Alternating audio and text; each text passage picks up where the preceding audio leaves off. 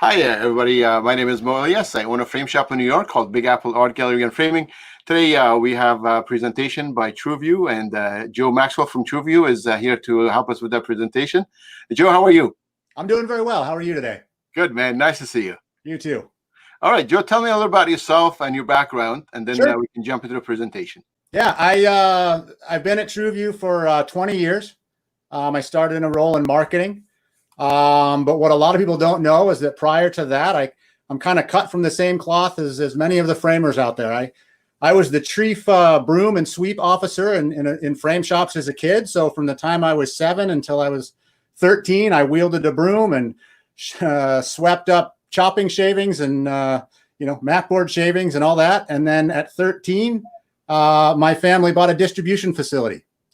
So my first real paying job, when many other kids out there had paper routes, was I joined corner samples for our distribution business. And I got paid by the piece. So I was probably one of the few kids at 13 or 14 that was, making money by piece. But it was fun. I had a couple corner vices in my bedroom, and that's what I would do after I got done with my homework. That's great. And then I worked in a couple frame shops on the West Coast and eventually found my way to Trueview, where I've been for quite a few years. Really enjoy it. What's your position with Trueview, Joe? So I'm the vice president of sales for independent framing globally. So I manage all the relationships with our distributors, and I work with marketing to put all the programs together for our framers out there. So we put up a lot of attention together and a lot of focus on going out and talking to the framer audience, because you guys are key to our success and the market success. And we spend most of our efforts talking to the retailers. Very cool. All right. So Tony says hi to us. Hi, Tony. And we have hi from Bedford, Nova Scotia. All right. So we're going to jump right into the presentation. We have a bunch of people here. If anybody has any questions on YouTube or Facebook, type in your question, and I'll put it on the screen, and we'll get Joe to reply to them. Joe, go ahead. You want me to share your screen? Yeah. All right. Oh, sorry. Go ahead and share it again. I put minus. Oh, there you go. I got it. I got you. Oh, great. Okay. So this is a presentation on product, some consumer research we did. We've got a short video in there that talks about what Trueview is and what Trueview represents, but also kind of shows the process a little bit. So let's kind of start off with why Trueview, a little facts about consumers, facts on Trueview glass and acrylic, some cleaning and handling tips, and then resources and insights for framers out there, so that you can have some of the things that we put together on our website. Great. So why Trueview? In 1946, we were founded as Chicago Dial. At that point, we were producing coverings for radio dials for automobiles, speedometer dials, that kind of thing. And then for the past 45 years, we've been manufacturing high-performance glazing products dedicated to the picture frame market. We also produce other anti-reflective products for other diverse markets. If you happen to visit New York City recently, they have a bunch of wayfinding kiosks where they can give real-time updates out to people that are walking on the streets. This was an initiative they put together after 9/11. We produce the screen coatings for those. So it's an is that for real? Yeah. Oh my God. It's similar to our laminated product. Have you seen those? Oh, absolutely. They give you free internet up to like a gigabit speed. It's really awesome. Yeah, they're great. And they're looking to expand. They're in London now and New York City. They're looking at other markets, but in the future, that's a lot of the ways that we're going to communicate, because they can broadcast out to that entire neighborhood all at one time and inform, the people that are on the street that wouldn't have access to other ways to get information. Man, that's amazing. So now I can point to one of those when a customer comes in and say, hey, that's the non-reflective glass right there, right? Exactly. Yeah. Oh, that's amazing. Okay. I didn't know. That's cool. Yeah, good. And then another why Trueview, we have established brand and customer service. We provide great marketing and sales support, industry education. Anytime we get the opportunity to get in front of a group of framers, we're going to jump all over that opportunity. Our website is filled with many tools, easy online ordering for marketing materials. You can also call our framers helpline, which gets answered by a live individual who can take your order, get it processed, get it shipped out to you. We have digital media tools that they can download. Framers can use as e-blasts out there in the marketplace, blogs to provide content, and then some consumer research out there as well. So we put together this short video. Some of it was for an internal process or internal presentation that we did, but we thought it would be good to share with the framing community as well. I'm just going to start it here and cross my finger. Joe, I've never done a video share. I don't know if the sound can make it.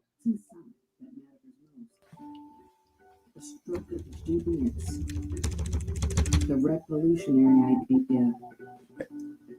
The great news. I've never done a video share, Joe. The sound isn't so well, but we can upload it later. Yeah, it's got a little lag. Yeah. There's something amazing inside. And you know, I go through all kinds of scenarios. I didn't imagine a video in the slideshow. I don't know. 5 years ago, I don't think I would have been able to do that.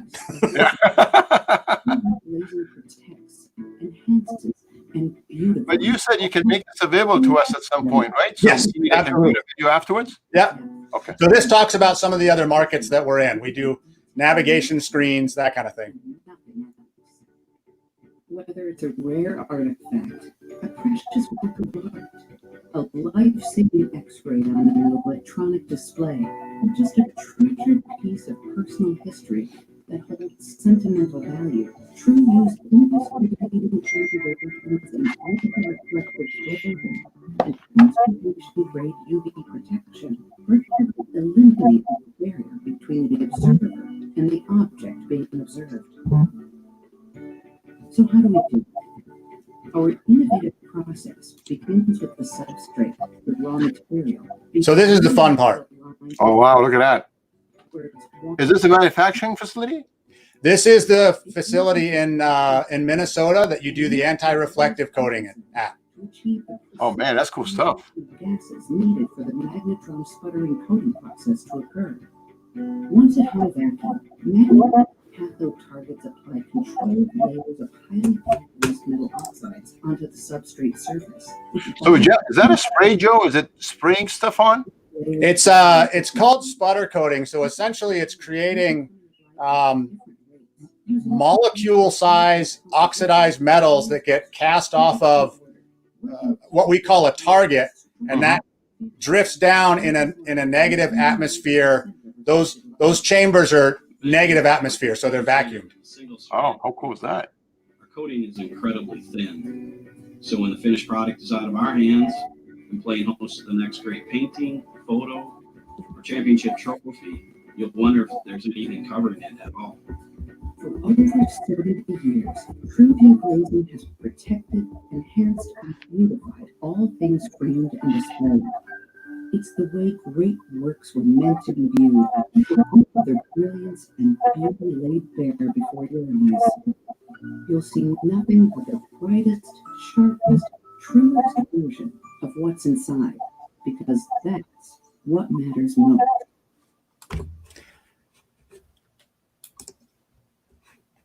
All right. So that machine is. We all know. Let me just move to the next page here. That matters most.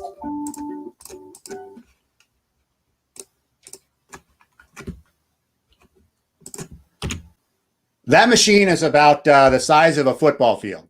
So no way, really? Yeah. Very long, but it moves very fast, and for the most part, from the beginning to the end, it's robot manufactured until the only people that close the box and tape the box closed is when human hands touch it. So, yeah. So we'll go into a little bit about facts about consumers, just a couple things we want to talk about. Top 3 factors that influence custom framing. So this is from an art and wall decor framing report.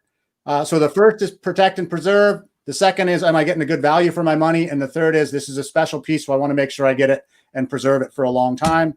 And then here are the top 3 factors helping consumers decide where to custom frame. So this is whether they choose to go to your shop or to a big box shop or whatever. It's the confidence and the expertise of the framer. It's the trust that the piece will be handled with care and the choice of high quality materials. So if you're doing all 3 of those, you're going to resonate with the consumer when they walk in the door. So preserve and protect. The number one reason is consumers want to preserve and protect. Our products are all 99%. So we surpassed this ISO standard of 97%. Anything less than 97% isn't really considered conservation framing. And it's vulnerable to damage from UV light. And that damage is cumulative. So you can't ever reverse it. Once it starts, it's only going to continue moving forward. So you got to start from the beginning and make sure that you're protecting it from the beginning of the presentation life.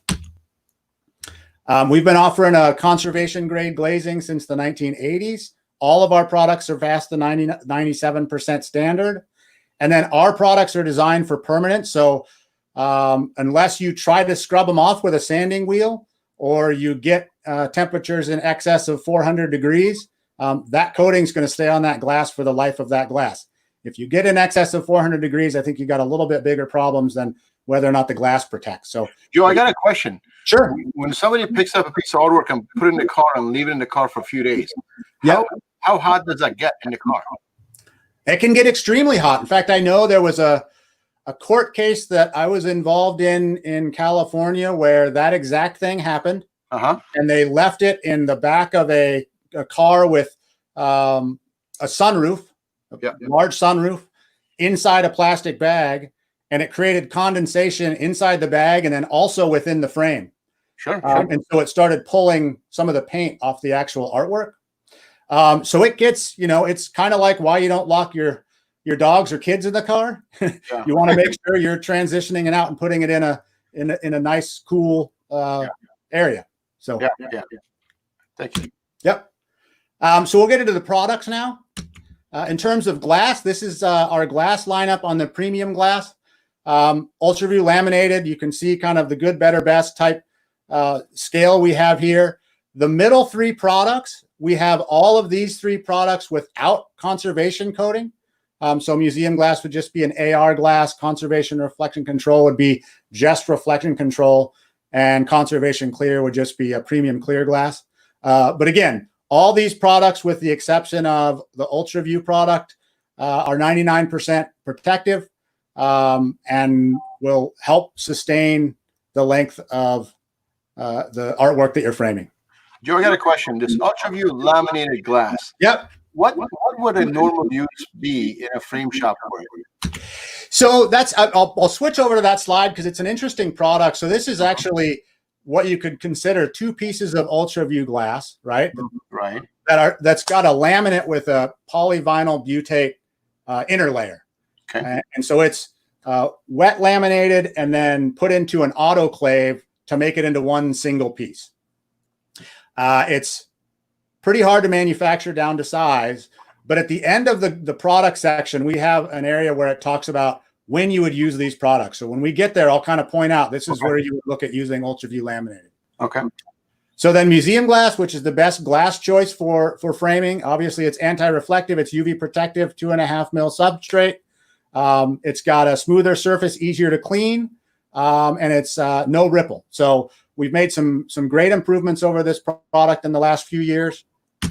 And then Ultraview, similar to museum glass, but it just doesn't have the UV coating. It lacks the UV coating, but it does have a water white substrate. So water white versus the substrate that museum glass is a lower iron, which reduces that green shift that some consumers complain about. So this is an option for that consumer that's really concerned about colors being truly represented.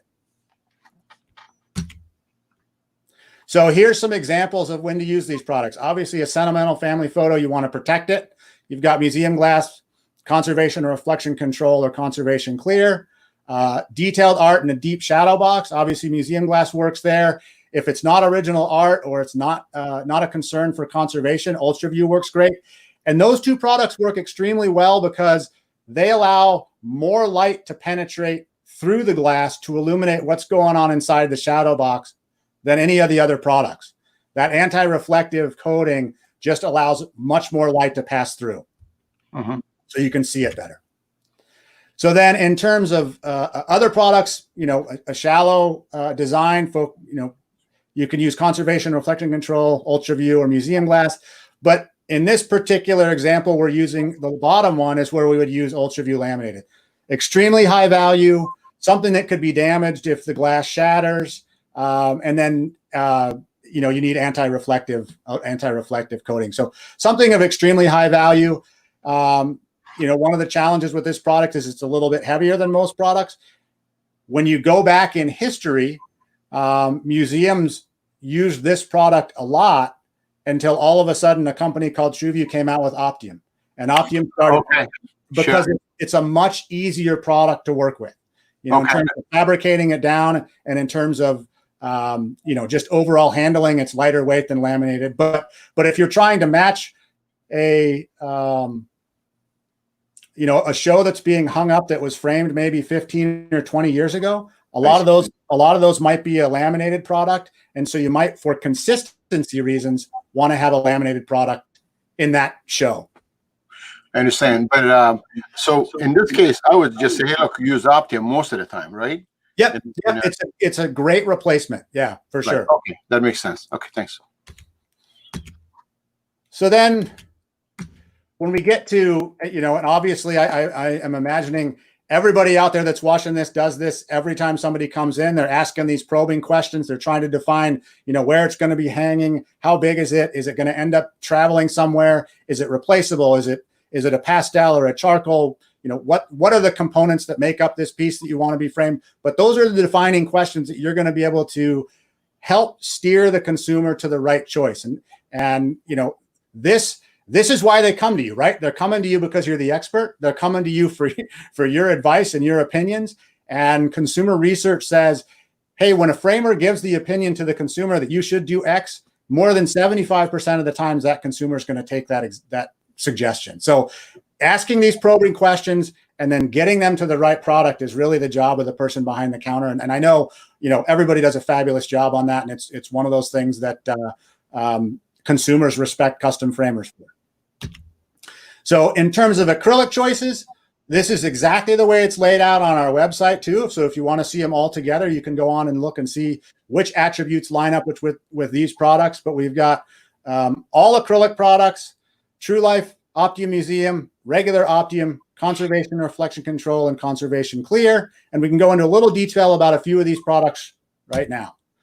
So Optiom Museum is the best choice for framing, right? It provides UV protection, it's lightweight, it's anti-shatter, and it's anti-static. So one of the other big benefits of this is you can frame a pastel with this, right? You know, years ago when you tried to place acrylic on a pastel, you would get a mirror image of that pastel over a short period of time just due to the static. And this static, this anti-static property is for the life of this piece. So it's not like some of those products that you clean with and it reduces the static, but then eventually the static builds back up. This Optiom will never pick up a static charge again once it's been put through our process.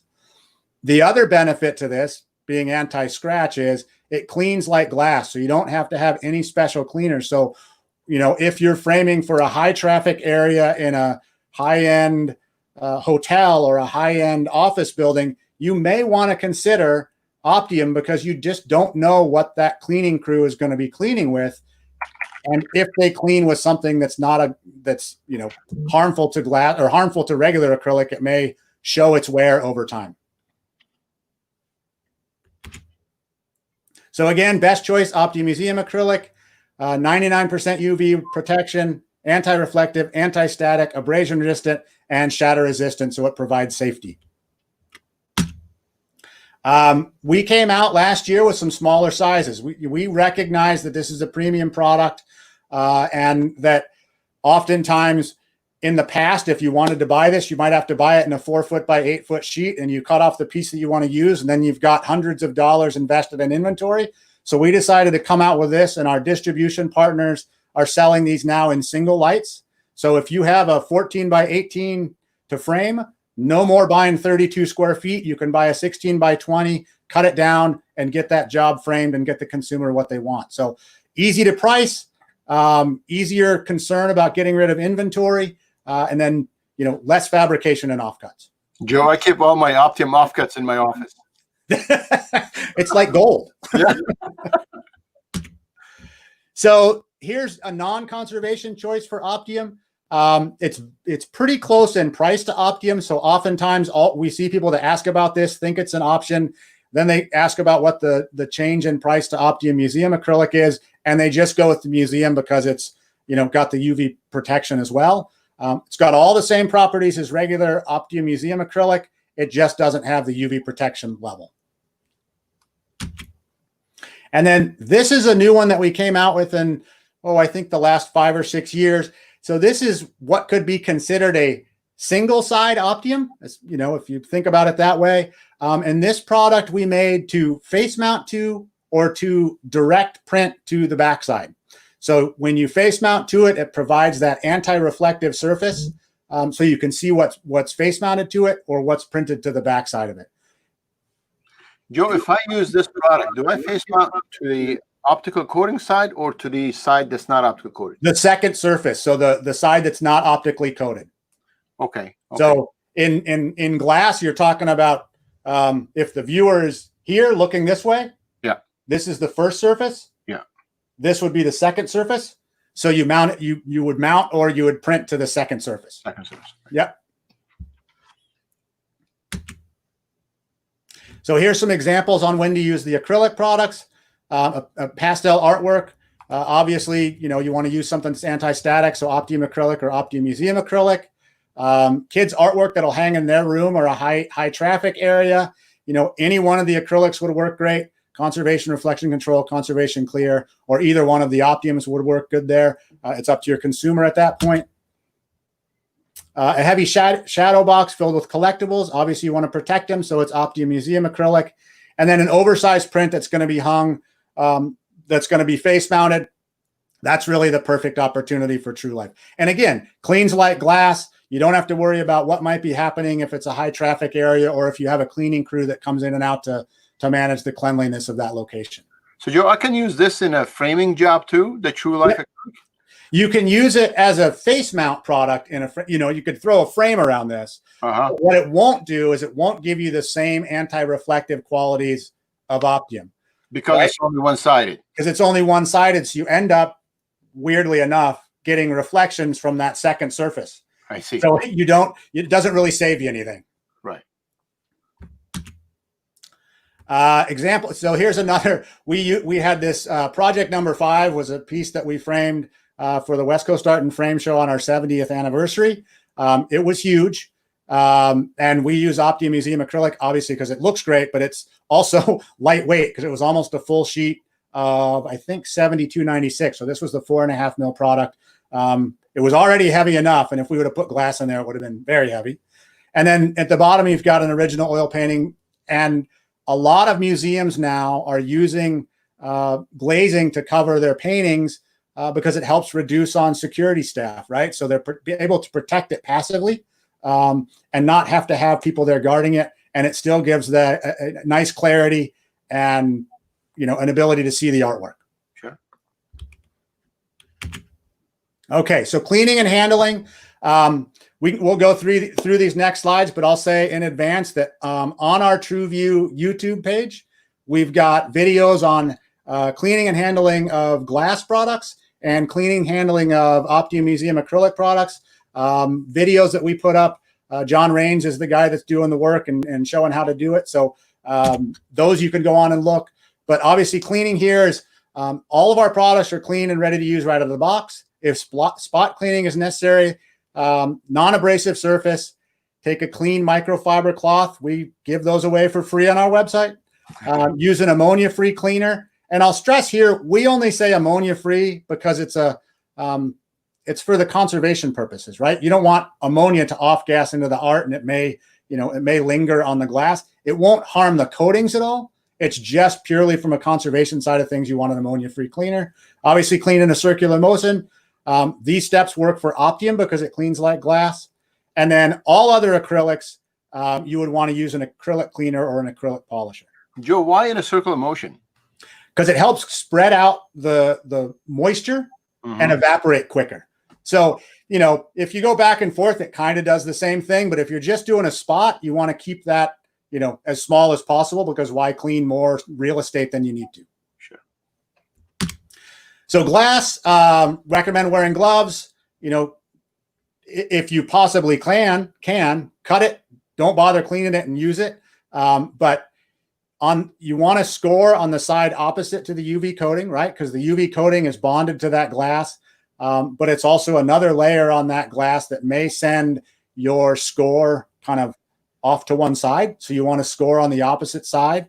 For a detailed look at that, check out our handling video on our YouTube channel. And then for acrylic, obviously cotton gloves. Obviously, all of our acrylic come with a protective film. The best way I've seen to have this come off is you take a little corner of it up and you roll it around a poster tube and use that tube to create leverage to peel those off. The great thing about Optiom is once you peel it off, it's anti-static. So you're not gonna roll off that protective film and then every small piece of dust in your shop isn't gonna leap right on top of that piece of acrylic because it's anti-static. Okay, so our tools and research, you can go online or you can call our framers helpline. But online, we provide all of these point of purchase tools. We provide gloves, microfiber cloths, stickers for the back of the artwork, downloadable e-blast templates, all those kind of things for frame shops out there to help promote our products and also to help promote custom framing out there to consumers. But these are the current selection of point of purchase displays that we have. So if your store doesn't have one of these, please go on and order one or call the helpline and order one. But this is why we started producing these. And the number one reason that consumers weren't purchasing museum glass or aren't purchasing museum glass is because they're not getting shown as an option. And a lot of people out there are saying, well, I do all the time. And I absolutely agree. There are a lot of folks out there that do all the time. But if you look on our blog, Voice of the Customer, we did one of those one-way mirror market research programs where we brought in a frequent framing consumer. So had a table full of, I think it was 12 of them and a mediator. Mm-hmm. And that mediator went and said, hey, if you could buy this glass, and showed them one of these point of purchase displays, would you? And half of that group said, well, I didn't even know there were choices. I didn't know there were other types available. So at the very least, have something on the counter that shows it to at least prompt the question. But what we saw was 58, we'll kind of go through the numbers in a second, but 58% of consumers would choose museum glass or a premium glazing if it was offered, yet only 3.5% of consumers were seeing it. Now, this is from 2014. We haven't updated those numbers, so that 3.5 has probably jumped a bit, but there's no way it's 58%. So, if 58% of consumers say it's 10%, that's still 48% of consumers that are walking out less than satisfied. So just make sure that you're putting it out, making sure it's visible to the consumer. They can opt out, right? They can say, no, I don't want to, but this will give them the ability to at least say, I saw the options and I took my choice. Joe, what's the best way to do that without looking so salesman-y? So here's the process we came up with. We went out and interviewed a lot of frame shops that are having tremendous success with museum glass and premium glazing. And we said, I'm going to back up to this slide in a second. This is exactly answers your question. We said, hey, how do you guys do this? What do you do? How do you sell 25% of the frame jobs that you sell museum glass? And this is what they said. They said, I hold up the display or I show them the display. I tell them this one protects against UV rays. This one protects against UV rays and is amazing clarity. And then you just let them decide what they want. You put those options in front of the consumer and let them make the choice. Obviously, I think a lot of people do this already, quote it as a total price instead of an upgrade. But when you think about upgrades, this is what the consumer research told us. Mm-hmm. It said at a cost of $150 more for a 16 by 20. So your 16 by 20 frame job costs X, and at X plus 150, 41% of the people still agreed to buy that frame job to get museum glass on there. And that's, 2 square feet. So your cost is, $30, right? So pretty good profit. At $75, almost 60% agreed. So as long as you're putting it in there and the price makes sense, consumers will be all over it, and it'll drive significant additional profit to your shop. Sure. Joe, I got a message from John Rains. He Oh, says yeah. he's watching this as I'm watching this as I'm in Starbucks getting a latte, multitasking. That's nice. His ears must have been burning because he heard me talk about his videos. Nice, John. So then this is the last page before we can kind of turn it over for questions, but we put a significant amount of effort to our Trueview supports page. When you know, the COVID pandemic started, we decided to transition our marketing team from talking about our products to putting resources out there for framers to help us through this period. We've got a robust collection of that information, but then we've also got tools in there to kind of help with frame shops coming out. So I know they've recently put a blog and information together on what are some of the tools that you can use to make by appointment framing. So if your state has a restriction on how many people are allowed in your retail store, here's a way that you can get around that so that you know that you're giving opportunities for your consumer to come in at a specified time. If they're nervous, they know they're going to come in and get direct attention and they won't be in the store for as long, too long. All that can be done on apps and those kind of things. So, please, I ask you guys to take a look at that page. It's a tremendous amount of tools our marketing team put together that we think are pretty valuable for the market. Great, Joe. Thank you. Sure. I had a couple of questions in the group. Yeah. And, one of the questions was, so somebody wants to be a rebel and they want to cut the glass from the coated side. What is why does the instruction say cut this side and not the other side? Yeah. So if you cut the coated side, because it goes through the oven and that's a secondary layer on the glass. Yeah. And while it is truly bonded to that glass and will last the lifetime of that pane of glass, it will create some disturbance between the cutting wheel and the actual surface of the glass, right? Okay. So what you may end up doing is, if all of you remember when you're cutting with a Fletcher and you might get a flat spot in your wheel, or you skip a spot and it creates a gap in your score, and you try to create the crack to run up that score, and it gets to that gap and all of a sudden veers off into another way, and you have ruined your piece of glass because it's now looks like a diagonal. Then that's why we suggest cutting on the uncoated side. I get that. On museum glass, on the anti-reflective products, you can coat on the anti-reflective coating. It's just the UV coating that determines. That's the problem. Yeah. So Ultraview, either side. Ultraview, either side. Okay. Lynn's got a question. She says she's curious if you will have difficulty getting acrylic with everyone using acrylic for sneeze guards. Yeah, so this is a great question because it's come up quite a lot lately. We have a great relationship with our vendor. The product that most often is used for sneeze guards and protective barriers is a clear acrylic. We have a really good line of supply. We've given our vendor really good forecasts, and we're working through that.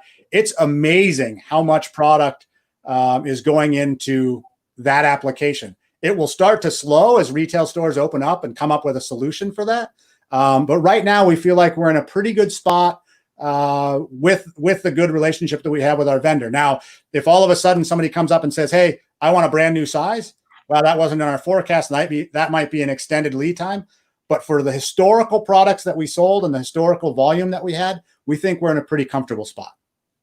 Okay, so that means the price is going to shoot up, right? The regular acrylic, the price is shot up already. Well, yeah, I guess. I mean, I haven't seen it across the board. I've seen spots for it. Yeah, so it probably will. I think that remains to shake out a little bit. I think everybody's a little concerned about being called out for gouging.